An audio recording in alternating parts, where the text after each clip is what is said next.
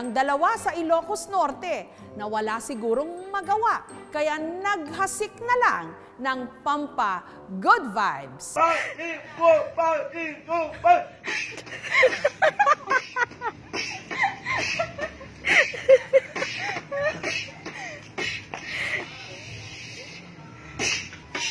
Sila raw ang tatalo sa kahit na sinong tambalan ngayon. Ang lalaki, masyadong ginalingan ang pagbi-beatbox na sinabayan naman ni Becky ng pagsasayaw. Sina Jaren at Shovie mula San Nicolas, Ilocos Norte. Tuwing nagkikita kami, palagi niya akong hinahanap na sayaw tayo ganito. Nagbi-beatbox siya. Sayaw-sayawan ko naman siya. Gusto naman niya. Di ko naman alam na binibidyohan pa kami. Kahit pa kitang-kita ang chemistry ng dalawa, sa totoo lang daw, nung Hunyo lang sila nagkakilala. Si Shovie kasi, nagbabakasyon lang ngayon dito sa Ilocos Norte. Nagkakilala raw sila ni Jaren sa pamagitan ng beatbox. Nung nagpaandar daw kasi si Jaren,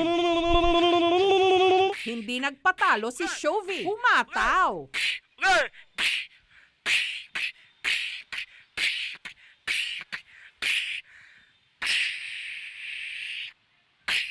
Bata pa lang, na-diagnose ng may Down syndrome si Jaren. Dahil sumasideline lang daw sa pagko-construction worker ang kanyang tatay, hindi na siya nakapag-aral sa SPED, kaya hindi na siya natuto magsalita. Wala akong pagpaaral sa hirap ng buhay namin. Pero bata pa lang daw, mahilig ng gumala. Kaya rin daw madalas mawala.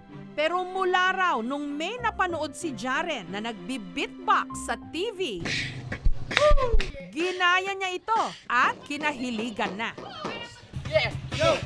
Kung lalabas man daw ng bahay, madalas para lang magpaandar sa pagbi-beatbox sa kanilang mga kapitbahay.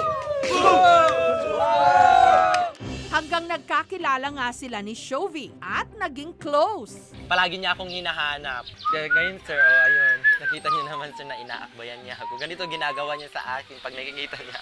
Lumaking walang tatay si Shovie. Labandera ang kanyang nanay. Para matustusan ang kanyang pag-aaral, rumaraket siya sa pagme-makeup at sumasali sa mga beauty contest. Tumutulong sa mga kapatid ko yun, sir. Mga nag-aaral na elementary. Kasi hindi naman kayanin ni mama na magbigay ng mga pera, ganun sa mga kailangan, daily needs nila.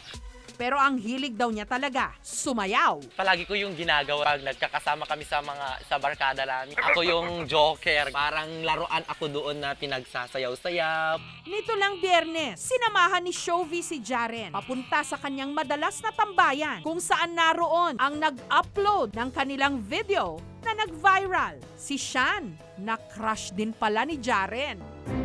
Sa araw na ito, tulay si Shovie para magkakilala ang dalawa at mapaandaran din ni Jaren ang kanyang crush. Okay, Yamo!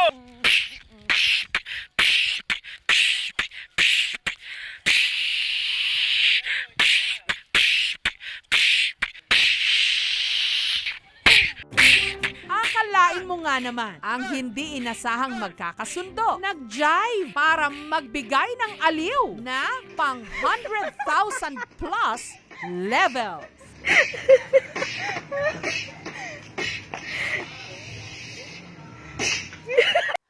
Thank you for watching, mga kapuso. Kung nagustuhan niyo po ang videong ito, subscribe na sa GMA Public Affairs YouTube channel. And don't forget to hit the bell button for our latest updates.